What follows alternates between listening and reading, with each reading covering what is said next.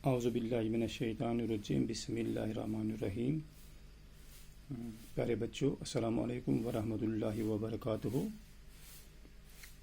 آج ہم اپنی اس وادی کشمیر کے ایک بہت ہی قیمتی اور بہت ہی پسندیدہ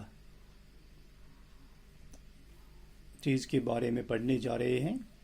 اپنی کتاب کھولیے تو کتاب کا جو صفحہ نمبر 95 ہے، اس پہ جو ہم سبق آج پڑھنے جا رہے ہیں وہ ہے زعفران۔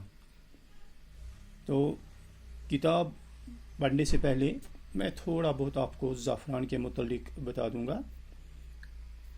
کشمیری زعفران جو ہے یہ پوری دنیا میں بہت ہی مشہور ہے، بہت ہی قیمتی، اور بہت ہی اس کے جو پھول ہوتے ہیں بہت ہی خوبصورت ہوتے ہیں، اور یہاں کشمیر کے کچھ حصوں میں یہ اس کی کاشت کی جاتی ہے۔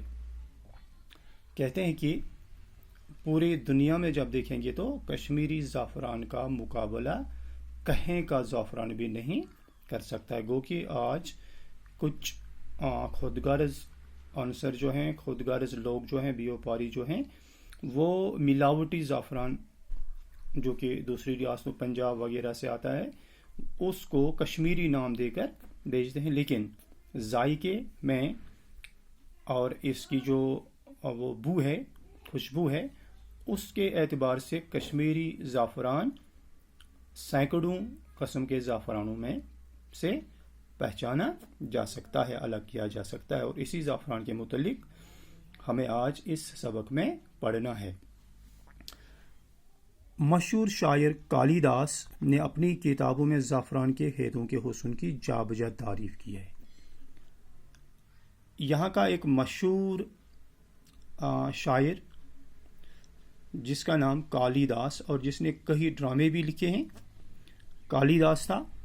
اس نے اپنی مختلف کتابوں میں، بہت ساری کتابوں میں زعفران کے کھیتوں کے حسن کو جا بجا تعریف کی ہے۔ جو یہاں زعفران کے کھیت ہیں، ان میں جو حسن ہے، ان کی جو خوبصورتی ہے، ان میں جو کشش ہے، اس کو جگہ جگہ اپنی کتابوں میں اس حسن کی تعریف کی ہے۔ سنسکرت کا کوئی طالب علم کالی داس کو فراموش نہیں کر سکتا۔ اس کالی داس نے اپنی زیادہ تر کتابیں جو ہیں سنسکرت میں لکھی ہیں، اور سنسکرت میں اس کا ذخیرہ موجود ہے، اور کوئی بھی شاگرد، کوئی بھی لڑکا، کوئی بھی طالب علم یا پڑھنے والا، سنسکرت پڑھنے والا کالی داس کی خدمات کو، کالی داس کی اس علمی خدمت کو فراموش نہیں کر سکتا، بلا نہیں سکتا، بول نہیں پائے گا۔ زعفران کے حسن نے شاعروں، ادیبوں اور مفکروں کو اپنی طرف متوجہ کیا۔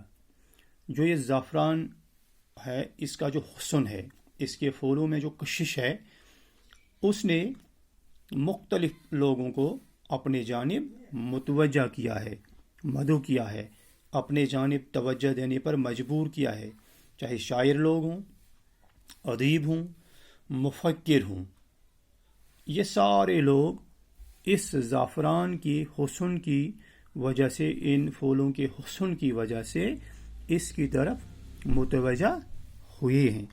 زعفران کے کھیت کو زعفران زار بھی کہا جاتا ہے، اور جو یہ زعفران کے کھیت ہیں انہیں ایک اور نام بھی دیا جاتا ہے، زعفران زار۔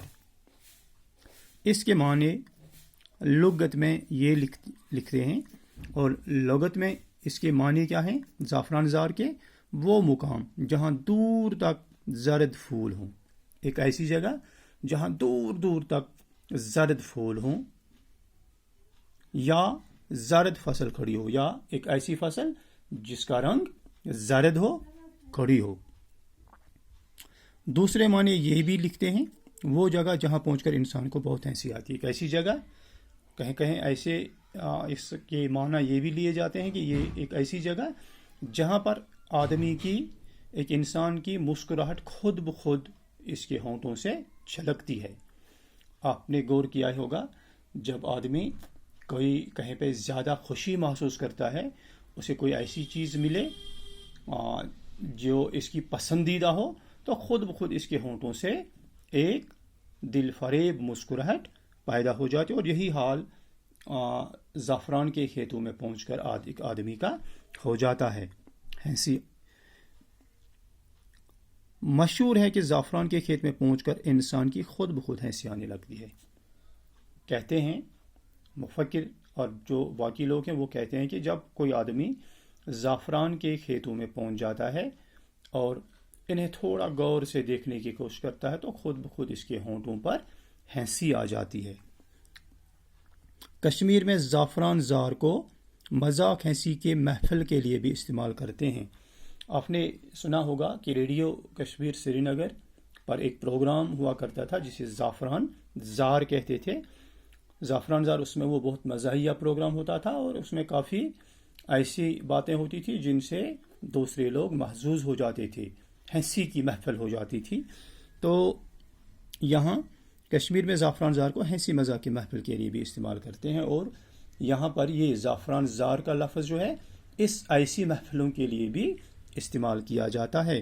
کہتے ہیں کہ اس کی خوبصورتی کو دیکھ کر غیر ملکی فوجیوں نے اس کے حسن، کہتے ہیں کہ جو غیر ملکی لوگ فوجی یہاں آئے تھے تو جب انہوں نے زعفران کے ان کھیتوں کا حسن دیکھا، ان پھولوں کا حسن دیکھا، تو اس حسن کی وجہ سے کیا ہوا کہ آگے اپنا سر جھکا دیا، تو انہوں نے اس حسن کے آگے اپنا سر جھکا دیا اور وہ اس کی خوبصورتی میں کھو گئے، اور وہ لوگ اس کی خوبصورتی میں کھو گئے۔ کہا جاتا ہے کہ سکندر اعظم کے یونانی فوجیوں نے جب کشمیر کی وادی میں زعفران کے کھیتوں کا حسن دیکھا تو وہ حیران رہ گئے۔ کہتے ہیں کہ جب سکندر اعظم کے یونانی فوج کشمیر وارد ہوئی تو جب انہوں نے یہاں زعفران کے کھیتوں کا حسن دیکھا تو وہ حیران رہ گئے۔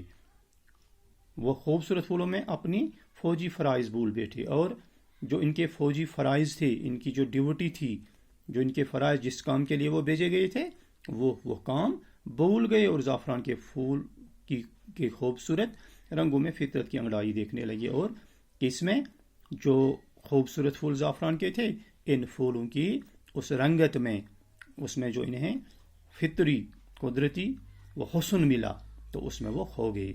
ابوالفضل نے آئین اکبری میں زعفران کی عجیب تعریف کی ہے۔